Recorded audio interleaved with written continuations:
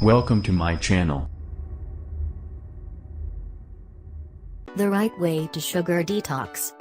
In an age of free from diets, it is imperative we try going sugar-free at least once. Find out if it helps you. Amongst the many things that our modern processed lifestyle has given us, one of the most vital is the sugar rush. No matter how many bland cups of green tea you down in a day, the fact remains that you are still consuming way more sugar than your ancestors did. Consultant therapeutic nutritionist Manjari Chandra says, sugar is addictive. You eat sugar and you have a feeling of euphoria, and then suddenly you don't feel good and crash out. Then you reach for more. The urban world's sweet consumption has upped 20–30% in a decade. The American Heart Association recommends about 36 grams of sugar per day for men, and no more than 6 teaspoons, about 25 grams, for women. While it may sound like a reasonable amount, what one needs to factor in is the hidden sugar that goes into your system through almost everything you eat in a day, from breads, pastas, sauces to fat-free yogurts. So, weaning off sugar completely isn't a realistic proposition. What, perhaps, is more feasible is an experimental sugar detox to reset sugar cravings and eating habits. When people go for a detox, it resets their appetite and often decreases sugar cravings. After the initial yearning, which can be overwhelming, our bodies adjust slowly till we can do without wanting the same amount of sugar. Instead of going into a sweet detox blindfolded, get a few basics in place. What's a sugar detox? According to Chandra, sugar detox is abstinence from sugar of all categories.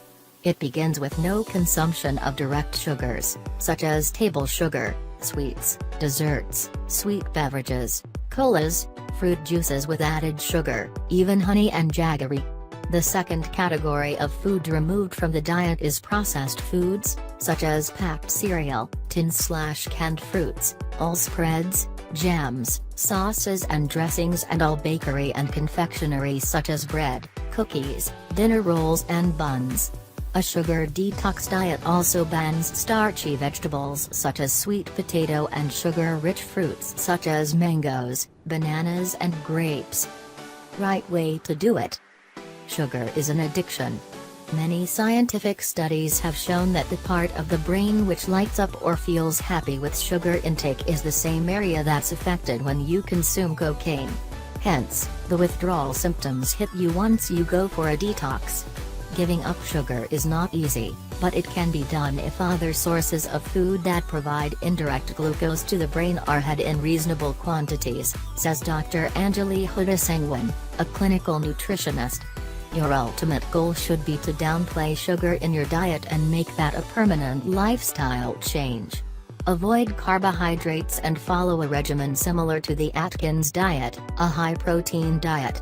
It is, after all, carbohydrates, not fat, that's the real enemy. So, eat a lot of protein to curb sweet cravings, since protein-rich food doesn't spike your blood sugar levels like carbs do. Start by substituting processed sugar with natural sugar, like fresh fruit, not too much of it though.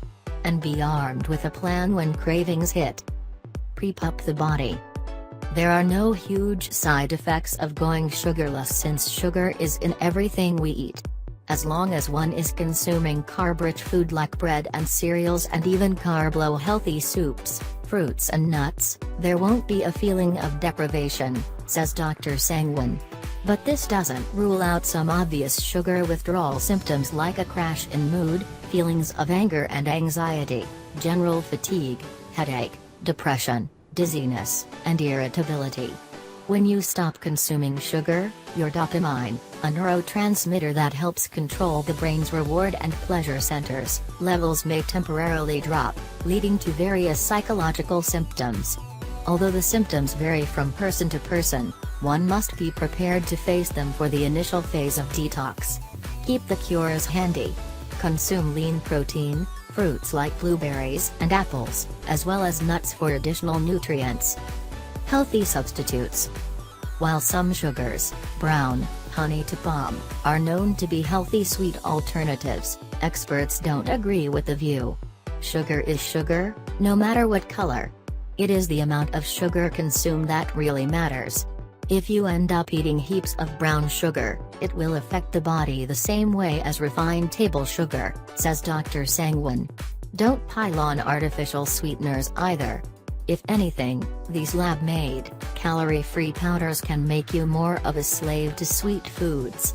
Because they are many times sweeter than sugar, they essentially dull your taste buds and make you crave things with similar levels of sweetness. Instead, try the powdered extract of the South American stevia plant, which is a zero-calorie sugar substitute that's 100% natural. Or something like cinnamon for a natural, subtle sweet taste. Consult a doctor before changing your diet.